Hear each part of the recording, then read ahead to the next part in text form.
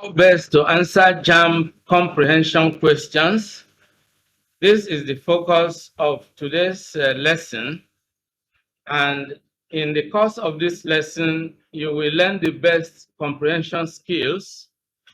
If you are new to this channel, kindly subscribe to the channel by clicking on the subscribe button below. Make sure you click on the bell icon as well, so that whenever I upload a new video on the channel, you will be notified instantly. Without much ado, let's dive into the lesson. In this lesson, we are going to discuss the following. 1. Why students pick wrong answers in Jamb comprehension questions. 2. The steps to take. 3. Sample comprehension passage. We are going to take a past Jamb comprehension question and use it to illustrate. I'm going to walk you through the step-by-step process of reading the questions, reading the passage, and answering the questions that follow. All right, so let's start with the first item, why students pick wrong answers. The first thing is rushing to answer a question you have not actually understood. That is the mistake most Jamb students make, the Jamb candidates. By the way, Jamb is Joint Admissions and Matriculations Board. That is the examination body that sets exams for students who are seeking admission into universities and tertiary institutions in Nigeria. So there are other English exams, and virtually all the English exams will always test your comprehension skills. So this video is a very important one for anyone who is going to sit an English exam in the near future. So rushing to answer a question you have not actually understood is a very big mistake. And that is why most students pick the wrong answers to comprehension questions in the Jamb exam and in other English exams. So the bottom line is this: first, understand the question, understand what the question means. All right, there is an omission here. First, understand what the question means. So that's the omission there. Now, the second thing is using sentiment. That's another mistake. One of the options seems to be true based on your personal experience. Now, you pick the answer based on what you think is correct. And that answer you think is correct is only based on your personal experience, but it is an idea you have brought in from outside the passage. Now, here is the key. Answers to comprehension questions are most of the time evidence-based. So make sure that the answer you are picking is true according to the passage, not according to your background knowledge. So this is just one of the mistakes that students make. Now, look for the evidence in the passage. So don't rely on your preconceived ideas, because one of the rules for answering comprehension questions is don't bring any ideas from outside the passage. You know, that is why it's called reading comprehension, because you are given a passage and then you read the passage and your answers will be based on the facts stated in the passage. Of course, there are some interpretative questions, or what we call inferential questions, that may require your, background knowledge, but that is also as it relates to the passage. Now, if you want to understand what I am saying, you can look for one of the videos I have uploaded, 5 types of comprehension questions and how to answer them. And then watch that video and you will see different types of questions and how to answer them. Now, the third mistake or the third reason why students pick wrong answers is ambiguity caused by unfamiliar words in the passage. You know, while reading the passage, you come across some unfamiliar words, and then because of these unfamiliar words, you waste all the time trying to figure out their meaning. Now, one thing is clear: you can't look up the meaning of an unfamiliar word in the exam hall. That's not the appropriate time to look up the meanings of unfamiliar words, because you are not allowed to bring in a dictionary. Neither are you allowed to browse anything on the internet. So what you need to do is to use what I call the contextualization approach. I will explain this briefly. Use the contextualization approach to figure out what the unfamiliar word means.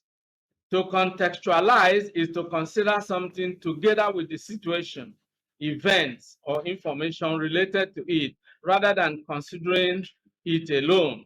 Now, contextualization as it relates to the use of words is to consider the word, when considering the context of a word, you should consider the words that come before and after it, which help you to understand what it means. For example, consider the following 2 sentences. Sentence number 1, Musa is a kind person. Musa is a kind man. Please, we are using the word man in the first sentence and in the second sentence. Musa is a kind man. What's the meaning of man in the first sentence? Man simply means person. Musa is a kind person. Sentence number 2, Musa has been asked to man the engine room. The same word man, M-A-N, but the meaning in sentence 2 changes from being a person to being an action. Musa has been asked to do something, to man the engine room. That is to take charge, to control, or to supervise the engine room. So you can see that every English word acquires its meaning in context. Now, context, C-O-N-T-E-X-T, which of course is what you have as the root word for contextualization. Contextualization, you see. So the context of a word is how it is used in a sentence. And so when you look at the words that are used together with the particular word you are familiar with, you'll be able to figure it out. And that is really the straightforward way to figure out the meaning. Now, having said this, let's move ahead and look at the steps you need to take. All right.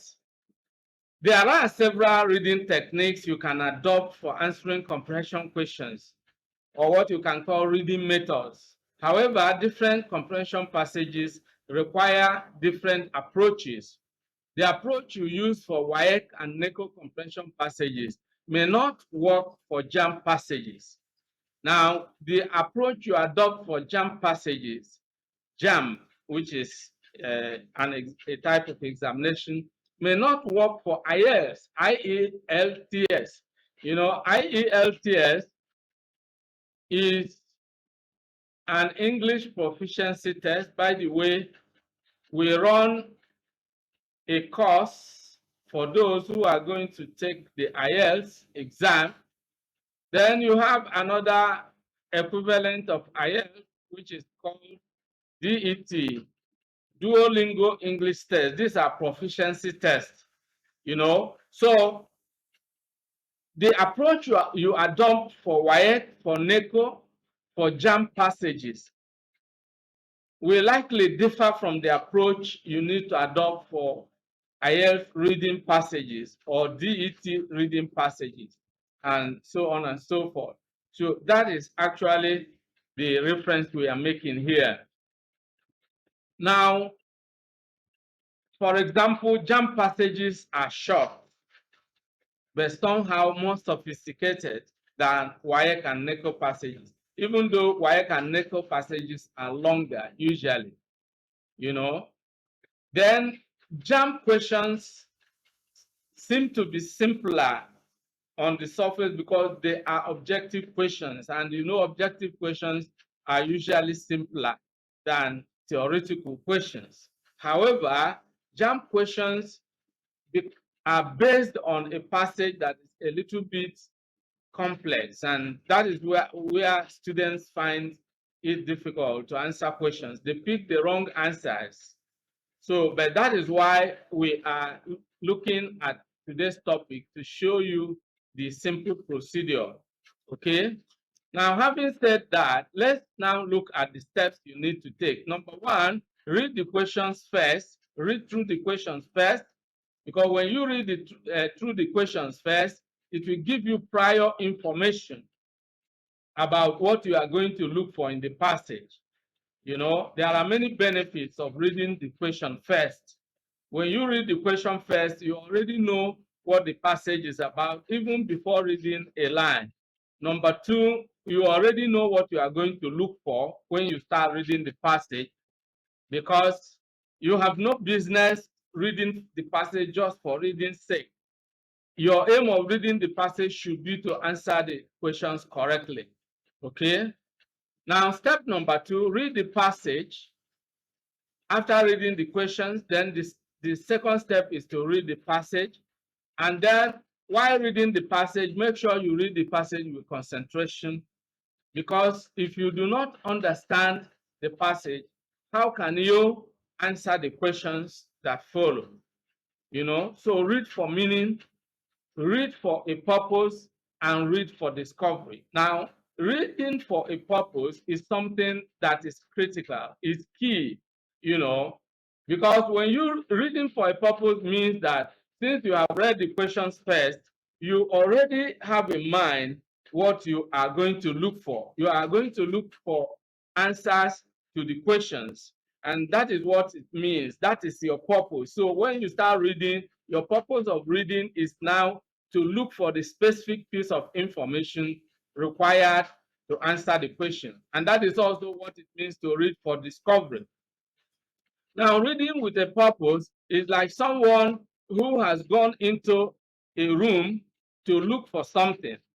And if you are going into the room to look for a mobile phone, if you get into the room and you forget what you are looking for, if you search the room 100 times or search throughout the day, your search will be completely useless because you don't know what you are looking for. So reading with a purpose is like when you know exactly what you are going to search for in a room. Since you know you are going to look for a mobile phone, the moment you see the mobile phone, you pick it, and that is the end of the search. So when you read the questions first, you already know what you are going to look for in the passage. So it shortens the reading process, it speeds up the process, and it also enhances your understanding because you know what you are going to look for. Now, step number three, read the questions again. You know, when you read the questions again, this time you are ready to answer the questions one by one. Now, having read the questions first, you already know what you are looking for. When you start reading the passage, then as you read, chances are that you already come across the answers to the questions you already saw in the comprehension questions. And then you underline them or extract them. And then when you read the questions again, you are going to pick one question and then confirm that what the answer you have seen in the passage is correct. And then you are going back to the passage is to look for the evidence. And so that is step number 4.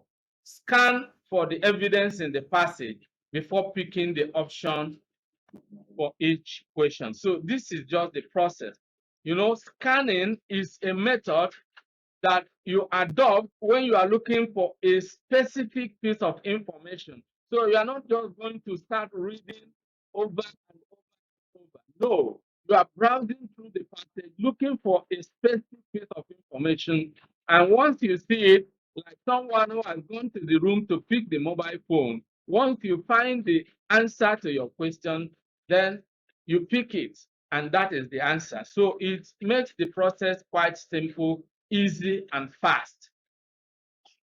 So now let's move on and look at the keys for unlocking a Jamb comprehension passage. You know, if you have the right key to a door, once you put the key, you open the door, and then you walk into the room. Now, if you don't have the key, what happens? If you don't have the key, then of course you may look for a number of tools like a hammer, uh, you know, and other tools. And then you will need a lot of effort to try to break the door or damage the key. So you waste time, you waste your energy, and you incur damages, all because you don't have the key. So keys for unlocking a passage are very critical, and that is what we want to look at. Number one, subject matter and thesis statement. The subject matter of a passage is the topic. That is what the passage is about. For example, if a passage is about road accidents, that's the subject matter. Then the thesis statement will be what exactly you want to talk about. You know, because when you look at the topic road accidents, then of course, uh, when you look at road accidents, all right, when you look at road accidents,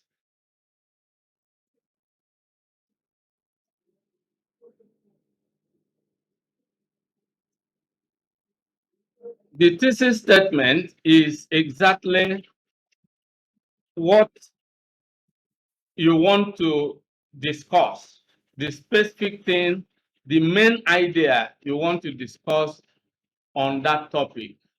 Because the topic, for example, road accident, you may discuss the factors responsible for road accident, or you may discuss the consequences of road accidents, the effect road accidents have on citizens or on the economy or on the country. Or you may discuss how to solve the problem. All right. So what the thesis statement does is that it narrows down the topic so that it shows the angle from which you discuss the topic. So that is the thesis statement, and it's usually a sentence or two sentences, as the case may be.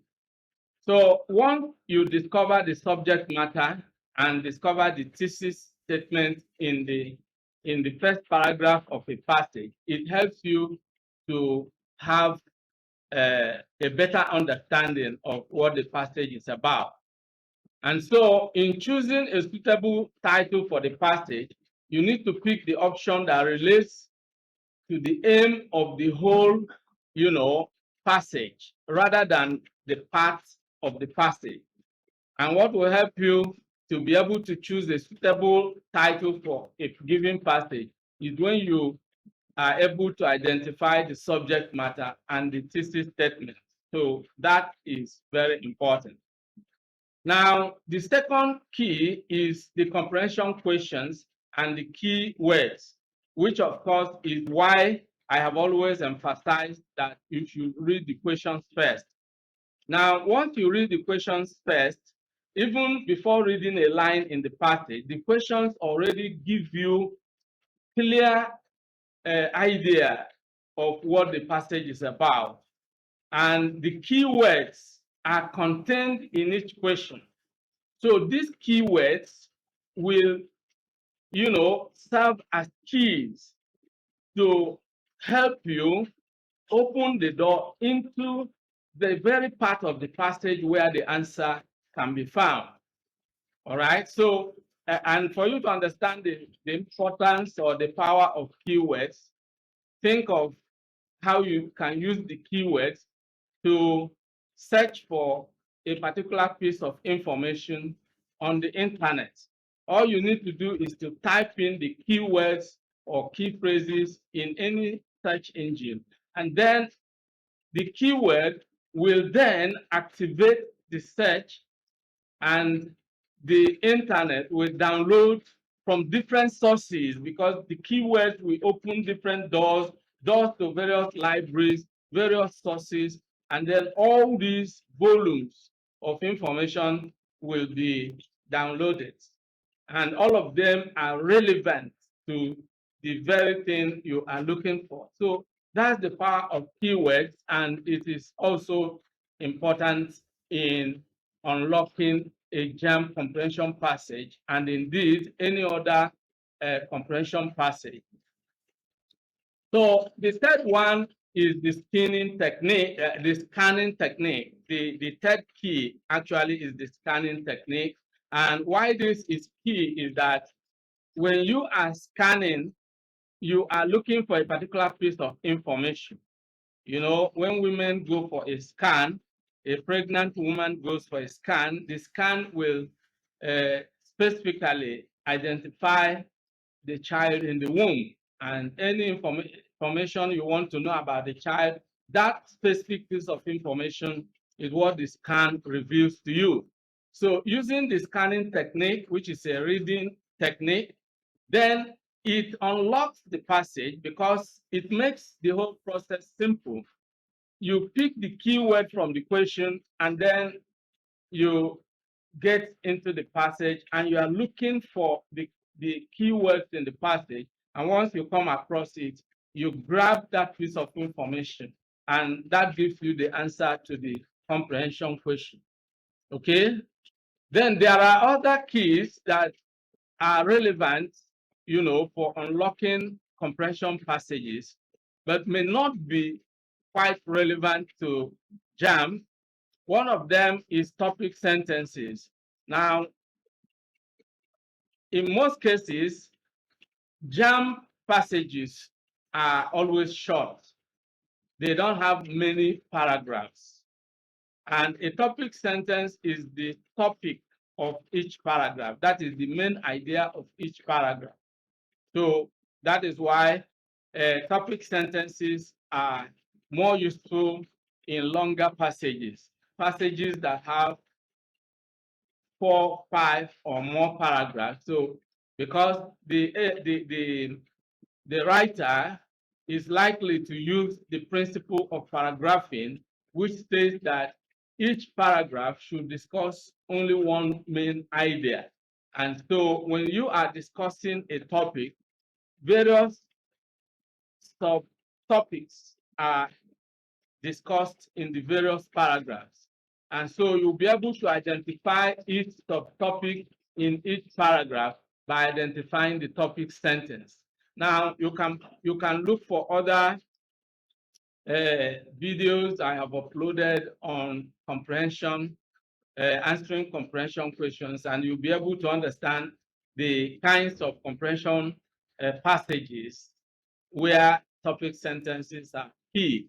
All right. It is also relevant even in a Jamb comprehension passage, depending on the number of paragraphs.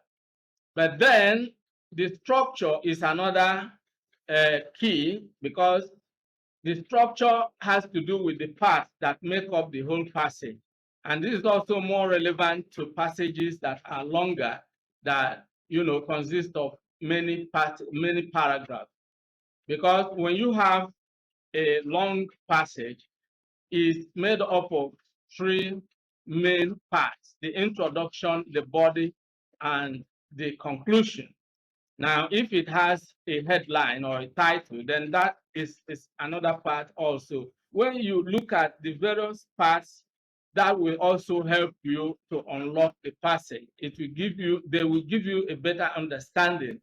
You check the introductory paragraph, which is the first paragraph, then you look at the body of the passage, of the essay, which is made up of paragraph 2, 3, and 4, as the case may be. You read the first sentence, looking for topic sentences, of course. Then you read the last paragraph, which is the conclusion.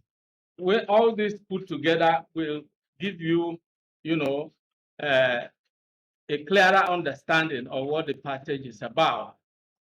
So these are the keys for unlocking a comprehension passage. So let's now move on to the next.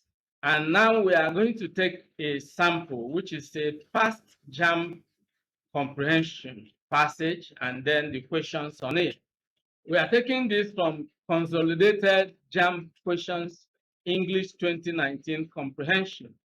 And the instruction is read each passage carefully and answer the questions that follow.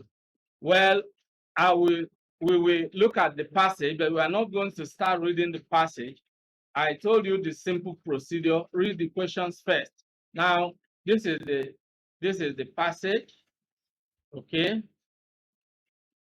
And then look at other, yes, the continuation of the passage, and then the questions. Let's start from question 1.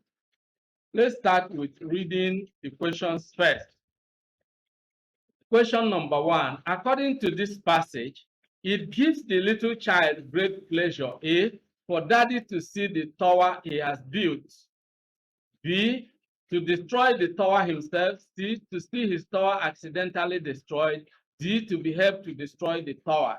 You see, even without reading the passage, you already know that this passage is about a little child and the type of activity that gives him pleasure.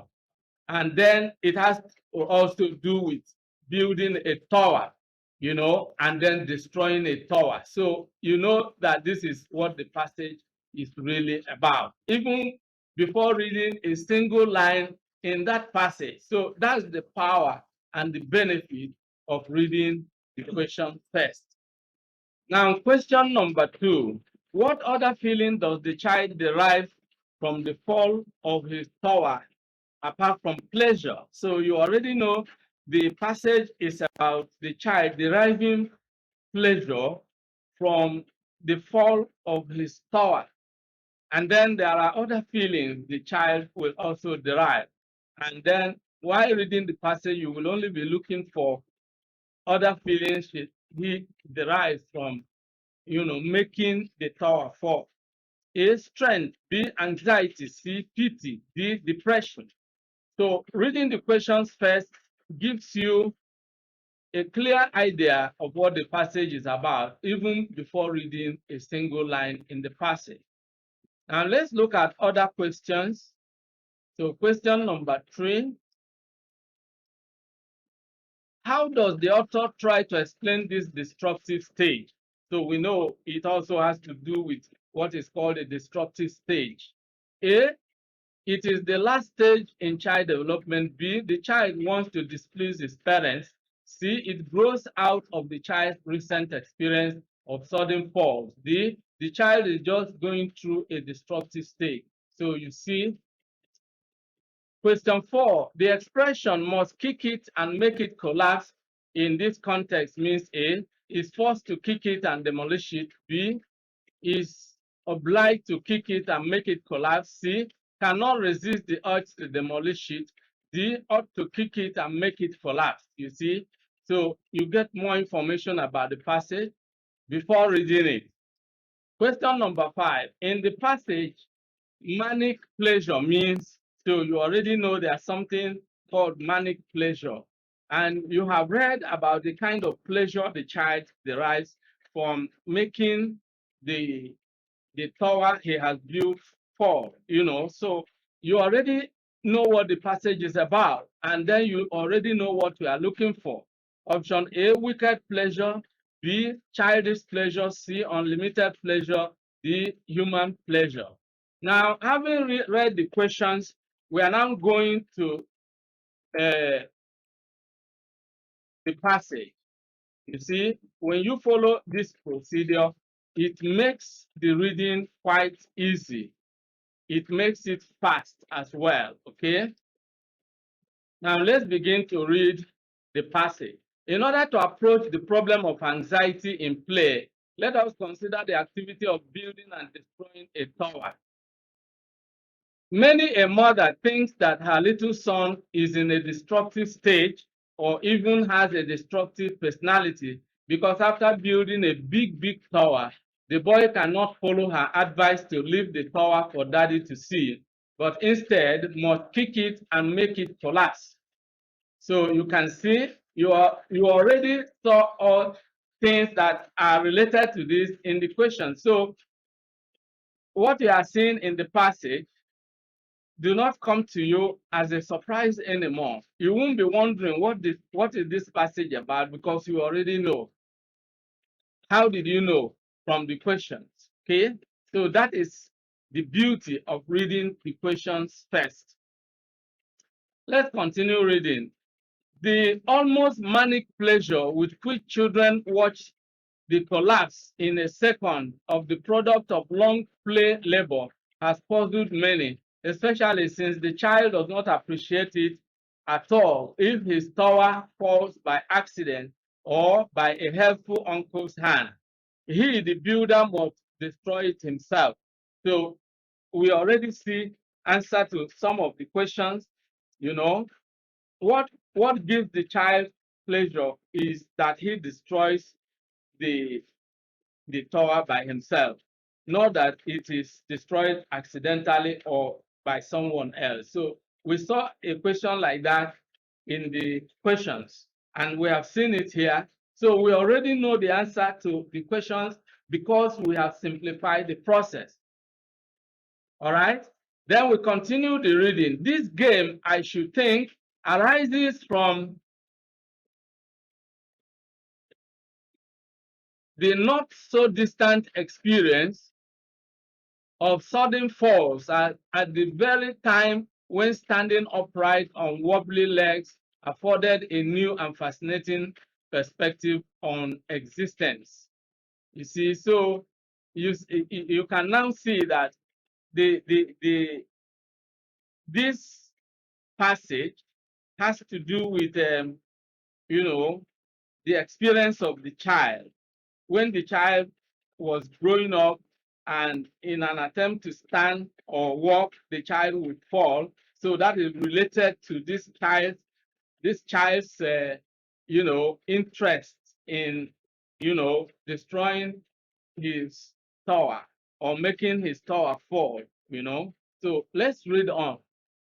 The child who consequently learns to make a tower stand up enjoys causing the same tower to waver and collapse. In addition to the active mastery over a previously passive event, it makes one feel stronger to know that there is somebody weaker. Towers, unlike little sister, can't cry and call mommy. So we come across the question which is about another type of feeling that the child derives apart from pleasure. It is, the feeling of, you know, seeing himself stronger than the tower. So that is strength. So we already have answers to some of the questions, okay, at our first reading. And why this becomes simple is simply because we adopted the method of reading the questions first. Now, having read the passage, we now go back to the questions and pick the questions one by one. Each question we pick, then we confirm, that what we saw in the passage is the appropriate answer. And if we are not sure, we go back to the passage and look for the evidence, and then we confirm it. So with this kind of process, this kind of procedure, you hardly miss any question. You will get them correctly because you are adopting a sort of scientific procedure, okay? Now, question one, according to this passage, it gives the little child great pleasure, A, for daddy to see the tower he has built. Of course, we know, because even the mother asking the child to wait, the child can't wait. B, to destroy the tower himself. Absolutely, absolutely. We have confirmed this from the passage. And if you are not sure, you can go back to the passage and confirm it. So it makes the process simple. See, to see his tower accidentally destroyed, we confirm the contrary, that the child doesn't feel happy if the tower is accidentally destroyed. D, to be helped to destroy the tower. If someone else destroys the tower, that doesn't give the child joy. What gives the child joy is that he destroys the tower himself. So we can see exactly the beauty of adopting this procedure. It simplifies the process. Question number 2, what other feeling does the child derive from the fall of his tower apart from pleasure? We already saw it. The feeling of seeing himself stronger, okay? Because his experience from trying to stand up and feeling, he saw himself very weak. Now now that he can stand and he can build a tower, when he pulls down the tower, at least he's stronger than the tower. So it is strength, the feeling of being strong, okay? So let's now move on to the next questions. Again, don't forget that when you are not sure of the correct answer, you go back to the passage and confirm it. Question number 3, how does the author try to explain this disruptive stage? A, it is the last stage in child development. That's not what the passage says. You see? B, the child wants to displease his parents. There's no facts like that in the passage. C, it grows out of the child's recent experience of sudden falls. Pure and simple. You see, so that's exactly what happens when you read the question first, then read the passage, and everything just becomes very simple.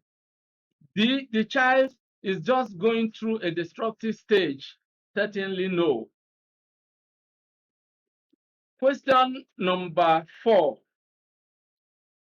The expression must kick it and make it collapse in this context means A, is forced to kick it and demolish it. Nobody forces the child. It's something he derives pleasure from doing. B, is obliged to kick it and make it collapse. There's no compulsion. He doesn't feel any sense of obligation. C, cannot resist the urge. Yes, it's about feeling. He has the urge to do it. It grows out of his feeling. It is urge. Urge means feeling, emotion. So you see, that's exactly what it is. They ought to kick it and make it collapse. No. The last question, but not the least, question number 5. In the passage, manic pleasure means a wicked pleasure. No, there's nothing to suggest in the passage that the child is wicked. B, childish pleasure. Yes, it's a childish play, but it's not all about childish pleasure. There's nothing to suggest that. See, unlimited pleasure. Yes, if you in this case, of course, we have to go back to the passage and look for the evidence. Okay, let's go back to the passage and see the kind of pleasure the child derives. Okay.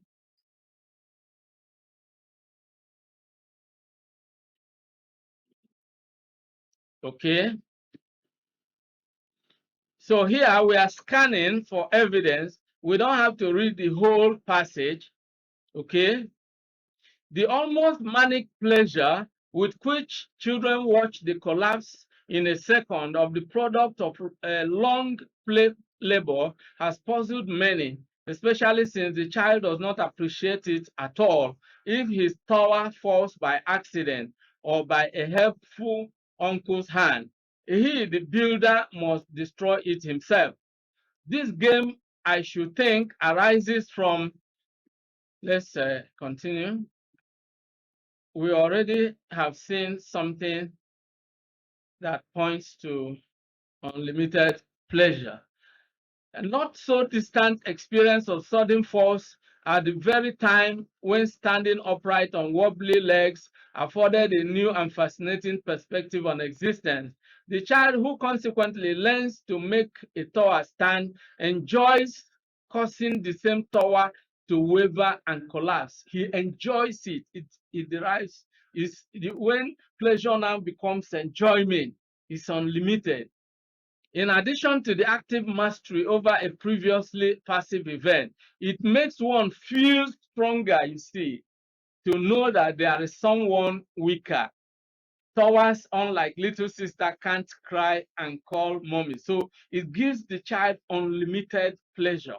So we have seen the evidence, okay? So we can now confirm that the answer we picked is correct. So that is how to look for evidence in the passage. And then having gotten the evidence, then you confirm your answer, you actually pick it. So here in the passage, manic pleasure means, don't forget, this is how you use keywords or keyword phrases in scanning for evidence. Now, we saw manic pleasure. You see, when we got to the passage, we started reading from where we saw manic pleasure. So this keyword has given us what is called context clue. Now, context clue is a clue that we point at something in the context. The context is the passage. So you use the keyword as a context clue. A clue is something that is a signal, okay, that points to something, that shows you, say, look at what you are looking for. So context clue. So when we looked at the key phrase manic pleasure here, that is what the question is about. So when we pick this, we use this as the keyword. We got to the passage, we were looking for the part of the passage that talks about manic pleasure. And once we saw manic pleasure, we started reading from there and we saw the evidence we were looking for. So this is a scientific procedure, okay? And that is the way it is done. So now let's look at the options. Wicked pleasure, no. Childish pleasure, no. Unlimited pleasure, yes. The human pleasure, no. Now, this is where we are going to draw the curtain. In today's video, we have been looking at, how best to answer Jamb comprehension question.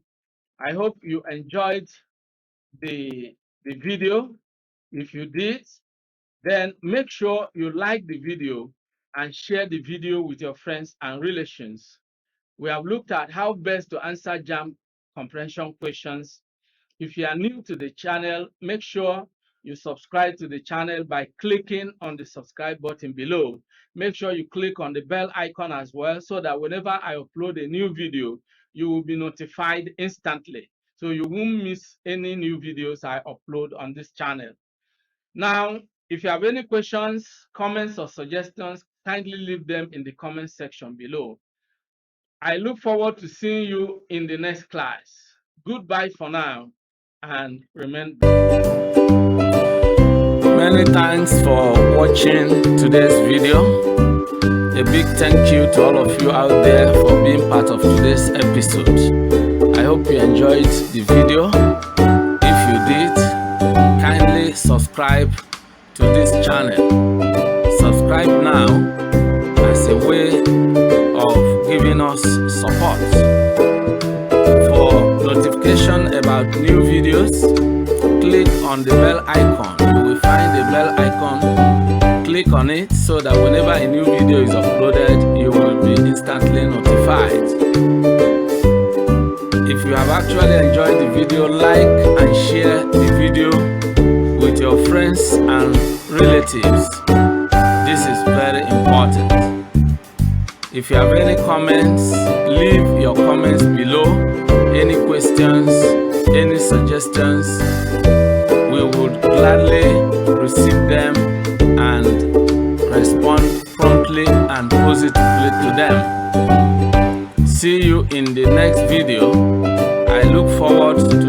always see you in the new video. Thank you and